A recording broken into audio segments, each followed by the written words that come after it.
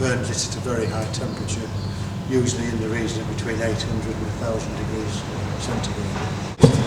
The better the fuel, the better it'll perform, as is the case. See, the wood hasn't been split. It will handle that, although it's better if it is split. This is softwood it's burning, but it will burn all types. Hardwood obviously lasts a lot longer between loading, which is typically in the depth of winter. You'd load it once in the morning and again at night. And it doesn't go out, does it? You just never goes out. Continuous burning. It's not a batch burning. You don't have to worry about that. Once the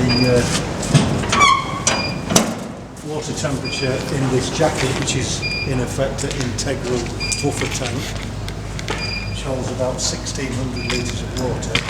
But once that reaches its set point, normally somewhere between 85 and 88 degrees, the boiler goes into slumber mode, and that means basically it'll sit there for days, and every 20 minutes to half an hour, depending on the setting, it'll pulse a little bit of air in, just enough to keep the charcoal bed alight, ready for the next time there's a demand. So it's quite a nice little boiler, this very farmer-friendly boiler. Yes, yeah, the farmers love them basically. How many have you fitted to these up to date? I think we must be close to 80, I would think, and with one or two farmers, they're on the second one. They fitted two. I've been so pleased with the first one.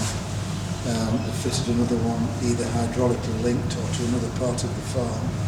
If you do fit them hydraulically linked, within 12 months of the first one, you actually get the RHI at the same rate as the original. So you effectively double your... If you fit it within 12 months, and as long as it's hydraulically linked, so it's connected to the same system. Wow. So a 90 kilowatt becomes 180 or thereabouts, and obviously doubling your RHI. So one or two farms. And it's as easy to feed two as it is to feed one in many ways. We can see the sort of fuel that he's burning. But obviously what we're looking at now needs a bit of splitting. What size logs are we talking about there? We're talking somewhere between 600 and 800. And they go backwards into it, yes, rather than across it? Correct, yeah. On the length? Yeah. As with anything, the better the fuel, the better it'll burn.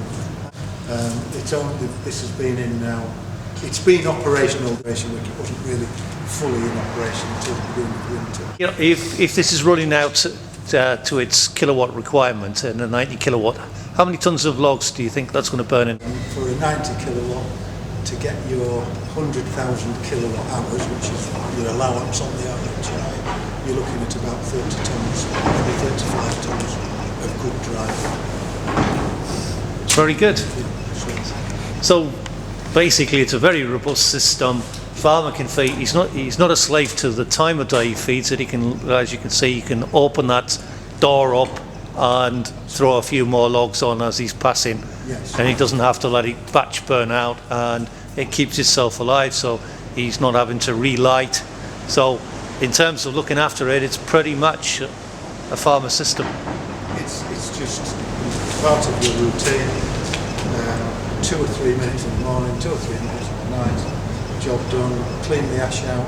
If you're burning softwood like this without any bark, probably every 3 months, to be honest, very little ash. Clean the heat exchanger out again if you're burning dry wood. We've literally had them running all season without cleaning them. But you will get fly ash in there that needs cleaning out. Probably 6 to 8 weeks. And it's got a water jacket in there. How many litres of water? It's a water jacket with an integral buffer. This particular one holds 1,587 litres to be precise. Right. So it's not massive as no, it's no. But it's sufficient to give it time when there's a demand to let the fire respond and start producing energy. It's, there's been hundreds and hundreds of these fitted now all over the country. They love them in Wales. Yes. And we're starting to get really strong in Scotland now. We've fitted 60 or 80, somewhere in that region, and we're absolutely bulletproof. Yeah, basically you haven't got a big floor space for it.